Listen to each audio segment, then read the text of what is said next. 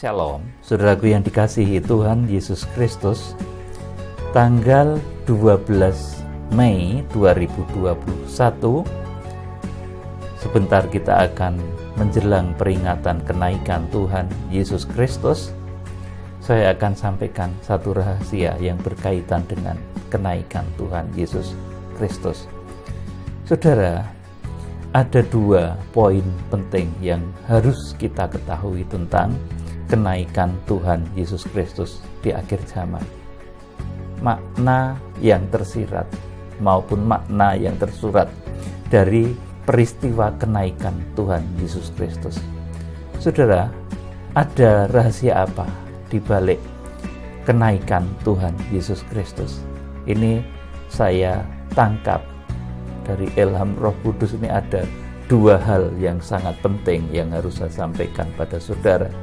Yang pertama, bahwa kenaikan Tuhan Yesus Kristus itu akan menghancurkan ajaran-ajaran nabi palsu, Mesias palsu, pemberita palsu.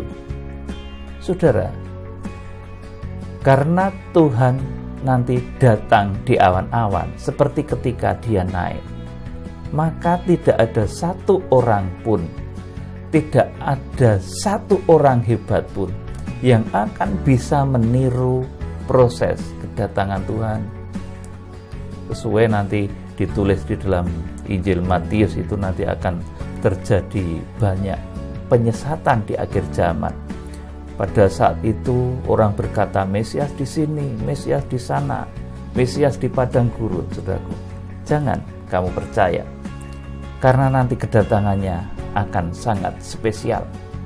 Dan saudaraku, berbeda dengan Mesias palsu. Ini makna yang pertama, yaitu bahwa kenaikan Tuhan Yesus Kristus itu akan menghancurkan ajaran-ajaran nabi palsu dan segala macam kesesatan. Kemudian poin yang kedua, saudaraku, ini yang saya tangkap dan harus saudara mengerti, bahwa episode dari proses salib Kristus itu diakhiri dengan kebahagiaan dan kemenangan, diangkat tinggi ke awan-awan. Kalau di akhir zaman, kita akan diangkat menjadi mempelai Kristus, kita akan harpazo.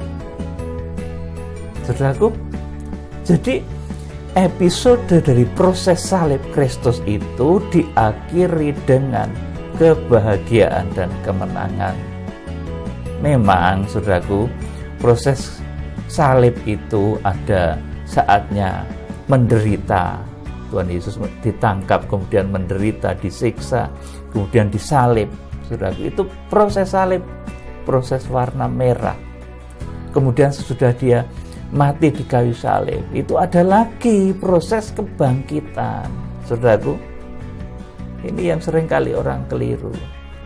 Ada yang mengajarkan, kalau orang jadi Kristen itu harus sengsara dan sengsara. Kalau kamu belum sengsara, kamu belum ikut Kristus. Ya, khotbahnya berapi-api gitu. Tapi ternyata keliru, saudaraku. Orang mengikut Kristus itu sengsara, kemudian ada proses kebangkitan, dan terakhirnya itu happy ending, saudaraku. Diangkat, ditinggikan, saudaraku. Seperti Tuhan Yesus sendiri juga begitu, saudaraku.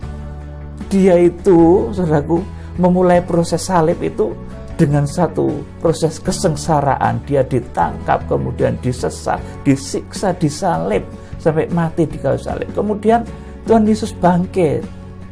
Sesudah Dia bangkit, kemudian Dia, saudaraku, ini diangkat, ini naik ke surga, artinya dipermuliakan.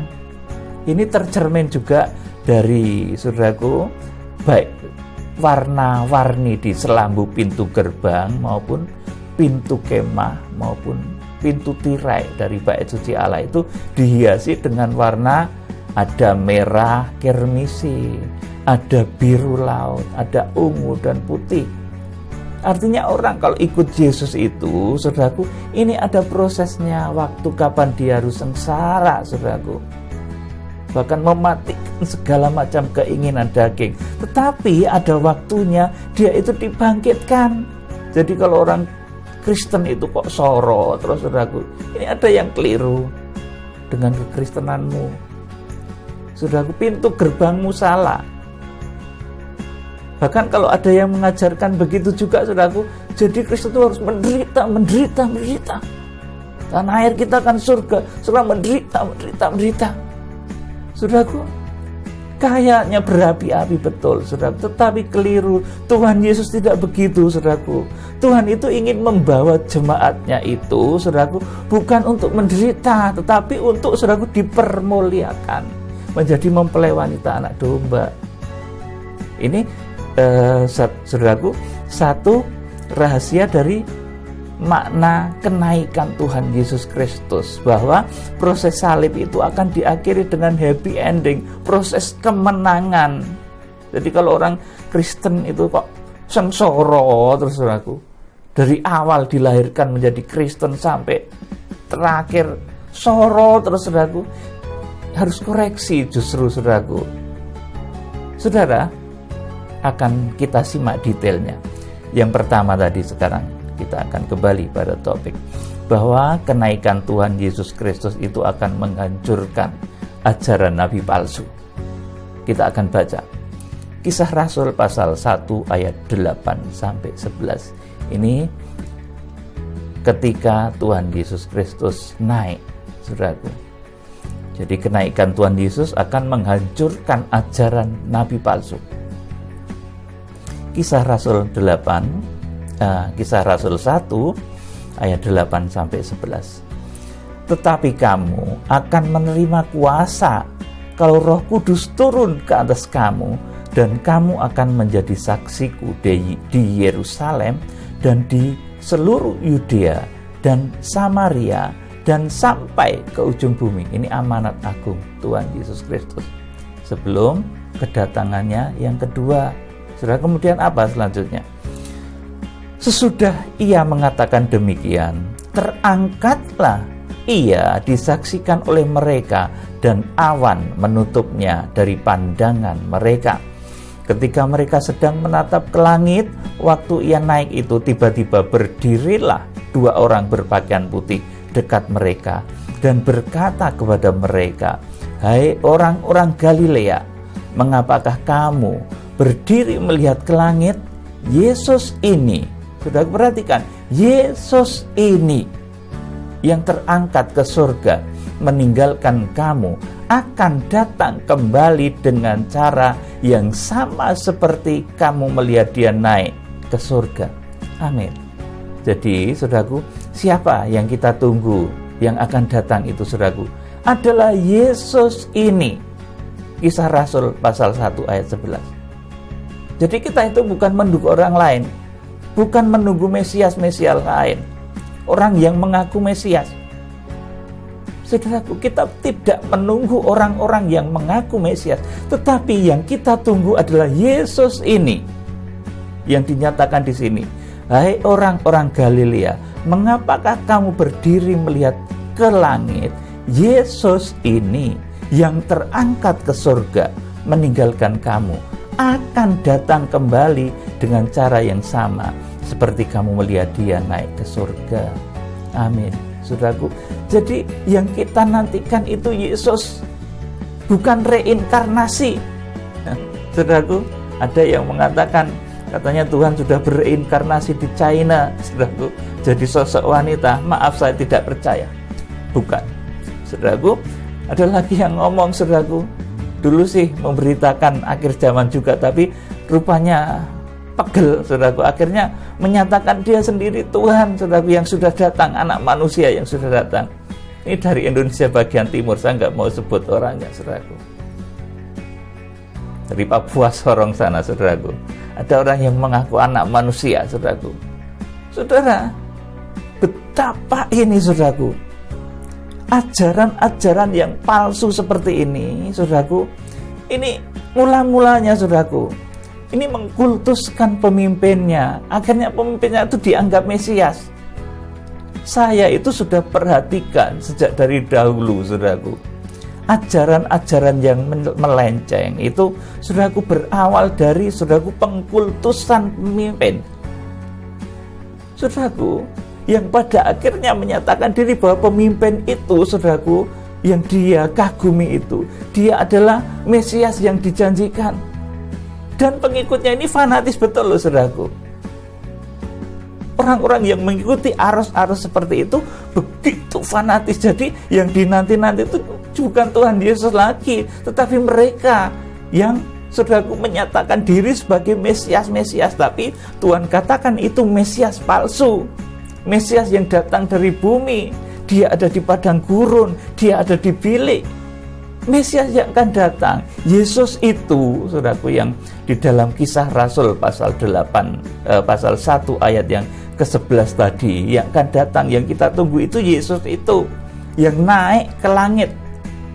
Saudaraku, bukan Mesias-Mesias palsu itu, saudaraku, yang hanya manusia biasa, yang bisa datang dari China, bisa datang dari Indonesia juga, bisa datang dari mungkin mana? Australia, Amerika, atau Afrika. Saudaraku, di akhir zaman akan banyak Mesias-Mesias palsu. Itulah kenapa Tuhan itu, saudaraku, diangkat naik dengan cara yang berbeda, saudaraku. Karena nanti, saudaraku, Tuhan yang kita tunggu, Yesus itu akan datang lagi dengan cara yang sama. Makanya kalau ada orang mengaku Mesias, mengaku sebagai Tuhan, saudaraku, mengaku sebagai Mesias akhir zaman, saudaraku, itu Mesias palsu sungguh, saudaraku. Karena nanti Mesias yang sesungguhnya, Yesus yang kita nantikan ini, seperti panggilan pelayanan saya sejak mula-mula yang menampakkan diri kepada saya, ini Tuhan Yesus Kristus sebagai imam besar, saudaraku. Itu yang harus kita sambut. Saya harus mempersiapkan jemaat-jemaat untuk menyambut kedatangan Tuhan Yesus Kristus. Bukan untuk menyambut Mesias-Mesias palsu, bukan untuk menyambut manusia-manusia lain, baik dari China, dari Indonesia sendiri, dari Afrika, dari Amerika. Saya sebagai hamba Tuhan, saudaraku, ini dipesan betul-betul sama Tuhan supaya jangan sampai mencuri kemuliaan Tuhan, saudaraku. Yaitu, saudaraku, saya harus memberitakan bahwa yang datang di akhir zaman itu Yesus ini, yang dahulu naik disaksikan oleh orang-orang di Galilea ini. Hai orang-orang Galilea, mengapa kamu berdiri dan melihat ke langit? Yesus ini yang terangkat ke surga meninggalkan kamu akan datang kembali dengan cara yang sama. Itu yang saya beritakan. Yesus yang akan datang, saudaraku, yang saya beritakan, Tuhan yang itu, Tuhan yang datang di awan-awan, bukan Tuhan yang berasal dari Cina, bukan Tuhan yang dari Jawa pakai belangkon, saudaraku, bukan Tuhan yang dari Papua, bukan Mesias yang dari Amerika atau dari mana, saudaraku, Eropa atau dari Afrika. Bukan itu. Saya tidak disuruh untuk, saudaraku, memberitakan kedatangan manusia-manusia palsu, Mesias-Mesias palsu. Tetapi Tuhan menyuruh mengutus saya ini, saudaraku, untuk memberitakan bahwa yang akan datang itu Tuhan yang dahulu naik itu. Saudaraku, yuk kita akan baca Wahyu pasal 1 ayat yang ke-7. Lihatlah, ia datang dengan awan-awan, dan setiap mata akan melihat dia, juga mereka yang telah menikam dia, dan semua bangsa di bumi akan meratapi dia juga. Ya dan amin. Amin, saudaraku. Jadi yang akan datang di akhir zaman itu Tuhan Yesus yang dahulu naik itu, saudaraku, disaksikan oleh orang-orang Galilea itu, saudaraku.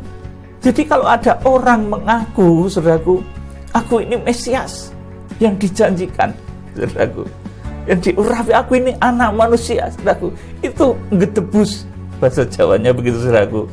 Orang-orang ngaco itu seperti itu, saudaraku. Yang harus kita persiapkan, para hamba Tuhan persiapkan, saudaraku.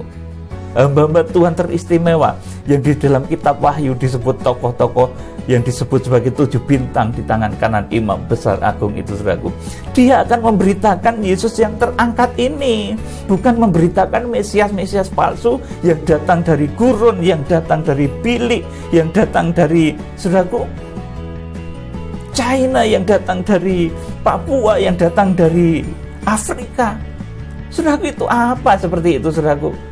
Kok berani-beraninya saya itu kadang berpikir, manusia sampai menyatakan dirinya, saudaraku, Mesias yang dijanjikan loh, saudaraku. Ini betul-betul, saudaraku, ajaran-ajaran yang harus kita, saudaraku, tolak di akhir zaman. Kalau sampai ada manusia yang menyatakan diri bahwa dia adalah Mesias yang dijanjikan, saudaraku, dia adalah Yesus akhir zaman, reinkarnasi dari Tuhan Yesus, saudaraku, itu harus kita tolak. Sebab kedatangan Tuhan itu, saudaraku, adalah dia yang seperti halnya ketika dia naik, yang disaksikan oleh orang-orang Galilea. Maka begitu pula nanti dia datang. Itu yang saya beritakan dalam pemberitaan kitab Wahyu. Saya tidak pernah mengajarkan saudara untuk menjadikan satu kultus individu. Saya memberitakan hal ini, memberitakan kedatangannya Tuhan Yesus, bukan memberitakan kedatangan saya sendiri. Apa, saudaraku, saya ini manusia biasa, darah daging, saudaraku. Kalau sampai berani mengaku Mesias, saudaraku, saya itu kadang berpikir begitu. Itu orang yang tiap hari juga cuma makan tempe, nasi, tahu, kok berani ngaku Tuhan loh, saudaraku. Di China mungkin, saudaraku, tiap hari ya makanannya cuma tepung, roti, saudara. Kok berani ngaku Tuhan yang Maha Kuasa? Maaf, saya tidak mengakui itu, saudaraku. Tuhan Yesus Kristus, dia akan datang di awan-awan. Seperti halnya dia terangkat ke surga, disaksikan oleh banyak orang Galilea. Saudaraku, seperti halnya juga dinyatakan dalam kitab Wahyu pasal 1 ayat 7. Jadi, saudaraku, ajaran-ajaran yang tidak benar ini lama-lama ini, saudaraku, saudaraku, akan membawa pemimpinnya itu, saudaraku, dijadikan seolah-olah dia itu malah jadi berhala, saudaraku, diberhalakan, dikultuskan, saudaraku. Kemudian akhirnya dia menyatakan sebagai Mesias yang dijanjikan. Loh, kok wani gitu loh, saudaraku? Kok berani-beraninya seperti itu, saudaraku? Dan ini nanti akan ditelanjangi oleh Tuhan di akhir zaman. Orang-orang yang seperti itu, yang berani-beraninya ngaku Mesias. Saudaraku, kita akan baca Wahyu pasal 1 ayat 7 dan 18. Ini tanda yang lain lagi, saudaraku, bahwa Tuhan itu betul-betul beda. Enggak sama dengan orang-orang yang makan tempe, tahu tadi, saudaraku, yang makanannya roti, yang lahir mungkin di China, saudaraku, di Indonesia sendiri mungkin, saudaraku, kalau ada yang berani ngaku Mesias, saudaraku, ngaku itu penjelmaan atau reinkarnasi Tuhan di akhir zaman, itu gedebus, saudaraku. Saudara harus hindari. Jadi, ayo kita akan baca Wahyu pasal 1 ayat 17 sampai 18. Ketika aku melihat dia, tersungkurlah aku di depan kakinya, sama seperti orang yang mati. Tetapi ia meletakkan tangan kanannya di atasku, lalu berkata, jangan takut, aku adalah yang awal dan yang akhir. Jadi yang kita tunggu, Tuhan Yesus, saudara, yang dahulu menampakkan diri di dalam waktu panggilan saya pertama melayani sebagai hamba Tuhan, saudaraku, itu adalah dia yang awal dan yang akhir, saudaraku. Dan yang hidup, aku telah mati, namun lihatlah, aku hidup sampai selama-lamanya, dan aku memegang segala kunci maut dan kerajaan maut. Saudaraku, ini bedanya Yesus dengan Mesias palsu. Pernah hidup, saudaraku, pernah mati, dan saat ini, saudaraku, dia sudah hidup, sudah bangkit, sudah dipermuliakan, sudah diangkat. Saudaraku yang dikasihi Tuhan, ini bedanya. Adakah di antara Mesias palsu itu, saudaraku, yang pernah seperti ini, yang pernah hidup kemudian mati, saudaraku, 3 hari kemudian dibangkitkan, saudaraku, kemudian diberi segala kunci maut dan kerajaan maut. Ini yang pegang ini cuma Yesus sendiri. Mesias palsu tidak bisa. Mesias palsu itu maaf saudaraku, tidak akan bangkit saudaraku sebelum nanti pengadilan tahta putih itu digelar, saudaraku. Kebangkitan yang kedua, bukan kebangkitan yang pertama. Kalau kebangkitan pertama itu berbahagia dan kuduslah ia yang mendapatkan bagian dalam kebangkitan yang pertama, orang-orang yang menguasai kerajaan 1000 tahun damai. Tapi orang-orang yang nggak benar, termasuk Mesias palsu itu, nanti bangkitnya adalah di akhir kerajaan 1000 tahun damai. Saudaraku, ya, kita akan kembali pada pokok bahasan yang semula. Jadi ini Tuhan Yesus ini beda dengan Mesias palsu. Kalau Mesias palsu, saudaraku, ini dia, saudaraku, orang yang di dalam bahasa saya itu didewa-dewakan, ya saudaraku. Tetapi Tuhan ini, dia adalah yang hidup, pernah mati, dan lihatlah aku hidup sampai selama-lamanya, dan aku memegang segala kunci maut dan kerajaan maut. Ini enggak ada orang yang pernah hidup, mati, dan sekarang sudah bangkit, kemudian pegang kunci maut dan segala kunci kerajaan maut. Ini enggak ada. Ini hanya Tuhan Yesus sendiri. Makanya yang akan datang di akhir zaman itu Yesus yang dahulu naik itu. Saudaraku yang dikasihi Tuhan, ayo selanjutnya kita akan baca Matius pasal 24 ayat 23 sampai 28. Pada waktu itu, jika orang berkata kepadamu, lihatlah Mesias ada di sini, atau Mesias ada di sana, jangan kau percaya. Saudara, kalau ada yang berkata Mesias sudah datang di China, jangan kamu percaya. Mesias sudah datang di Sorong, jangan kamu percaya. Mesias sudah datang di Afrika, jangan kamu percaya. Saudaraku, ayat selanjutnya, sebab Mesias palsu dan nabi-nabi palsu akan muncul, dan mereka akan mengadakan tanda-tanda yang dahsyat dan mujizat-mujizat, sehingga sekiranya mungkin mereka menyesatkan orang-orang pilihan juga. Ayat 25, camkanlah, aku sudah mengatakannya terlebih dahulu kepadamu. Jadi Tuhan Yesus sudah ngomong ini, kalau di akhir zaman ini akan ada orang-orang yang, saudaraku, bahasa Jawanya itu ngelama, neranya sama Tuhan itu, mengaku sebagai Tuhan. Itu orang yang kelama, saudaraku. Mengaku sebagai Mesias itu kelama, saudaraku. Orang yang, kalau dalam bahasa Jawanya gitu, dikasih hati ngerogoh rempelo, itu seperti itu, saudaraku. Saudaraku, jadi ini, saudaraku, di akhir zaman, dengan kenaikan Tuhan Yesus Kristus ini, saudaraku, dia akan membabat habis ajaran-ajaran nabi palsu. Saudaraku, ayat yang ke-26, jadi apabila orang berkata kepadamu, lihat ia ada di padang gurun. Masa Tuhan dari padang gurun, saudaraku? Janganlah kau pergi ke situ. Atau lihat ia ada di dalam bilik. Tuhan di bilik, Tuhan sedang di kamar, saudaraku. Itu yang namanya Mesias sedang di kamar, saudaraku. Ini loh orang-orang yang lama, dalam bahasa Jawanya begitu, saudaraku, mengaku sebagai Kristus akhir zaman, saudaraku. Itu tidak benar, saudaraku. Jadi dengan kenaikan Tuhan Yesus Kristus, dia akan memberikan satu ciri yang berbeda, bahwa dia, Tuhan yang akan kita sambut itu Tuhan yang datangnya dari awan-awan, bukan Tuhan yang datang dari bilik, keluar masuk bilik, buang air kecil, saudaraku. Bukan Tuhan yang di padang gurun, saudaraku. Ayo kita akan baca lagi. Sebab sama seperti kilat memancar dari sebelah timur dan melontarkan cahayanya sampai ke barat, demikian pula lah kelak kedatangan Anak Manusia.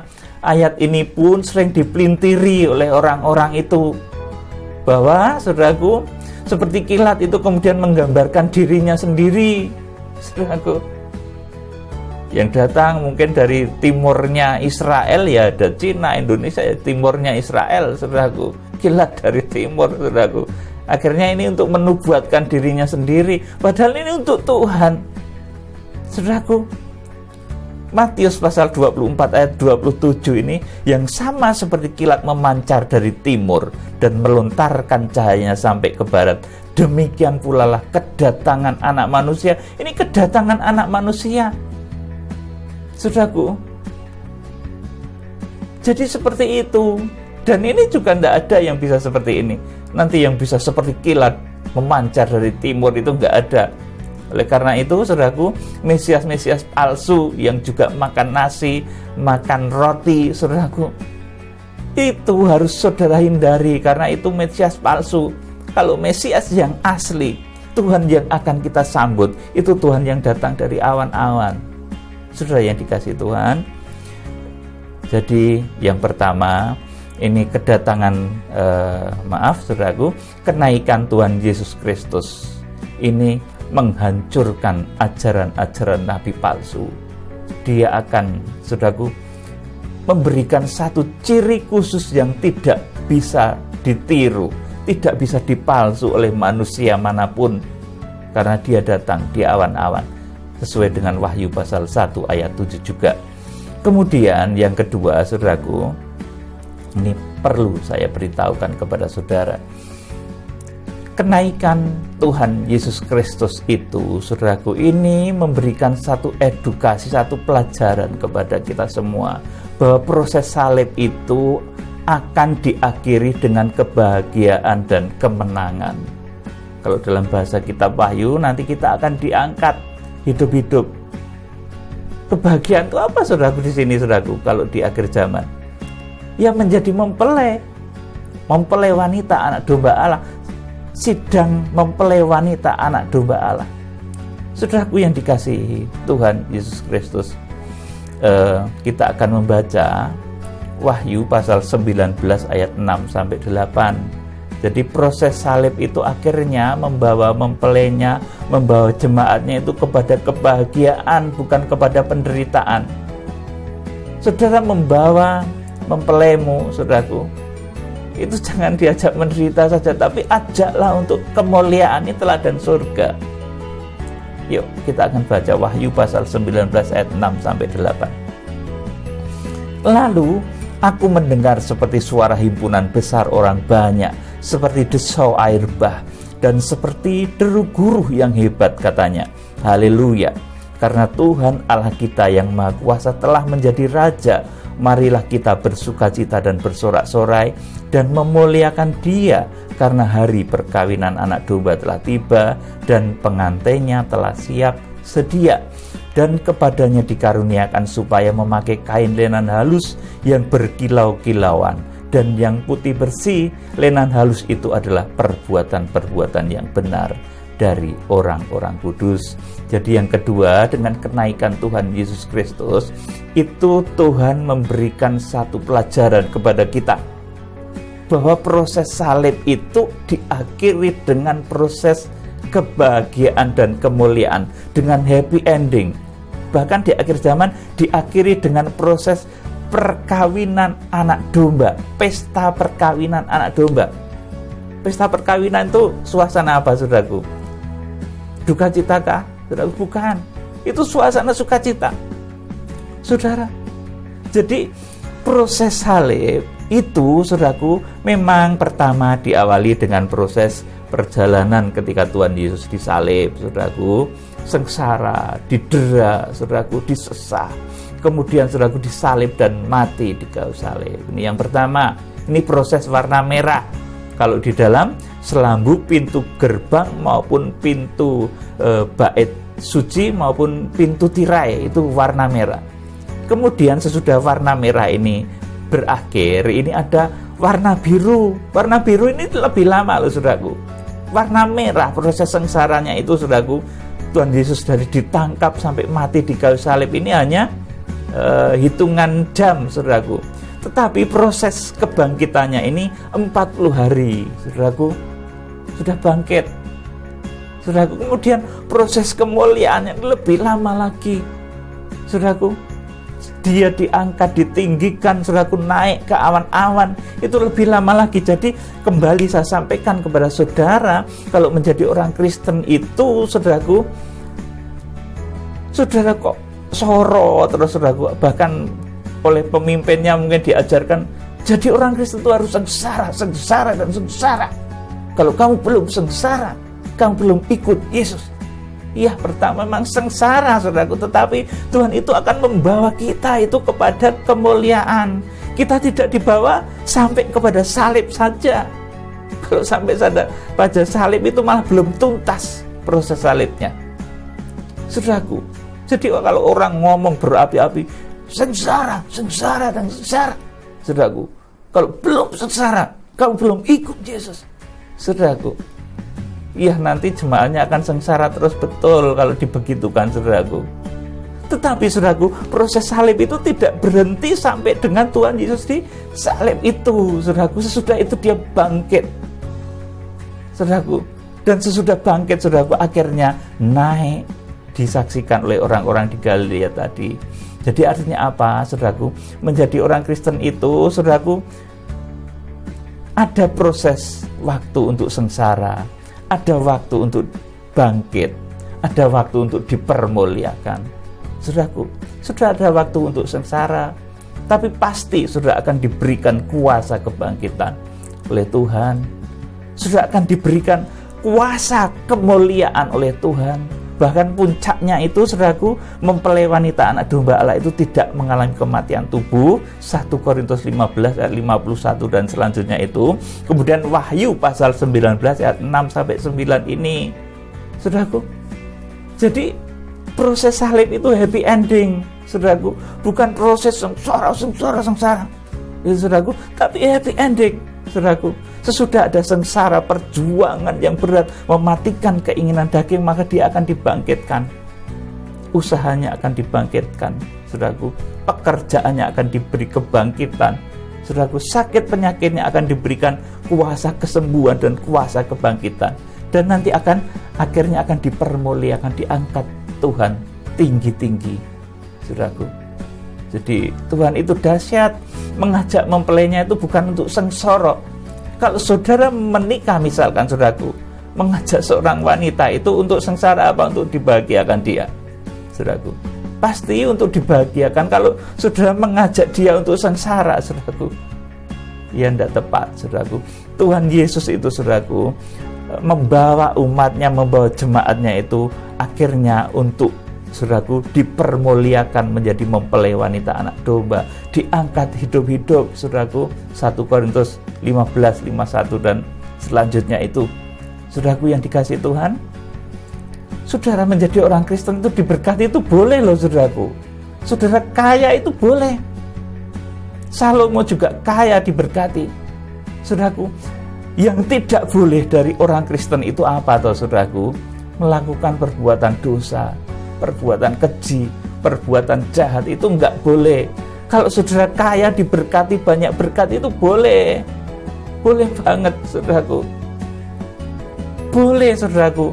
Tetapi yang tidak boleh dikerjakan oleh orang Kristen itu adalah perbuatan dosa, perbuatan hawa nafsu, perbuatan daging, itu yang enggak boleh, saudaraku. Itu yang harus saudara salibkan supaya saudara mendapatkan kuasa kebangkitan dan dipermuliakan oleh Tuhan, diangkat tinggi ke awan-awan, saudara, menjadi kesaksian yang indah bagi semua orang, saudara yang dikasihi Tuhan.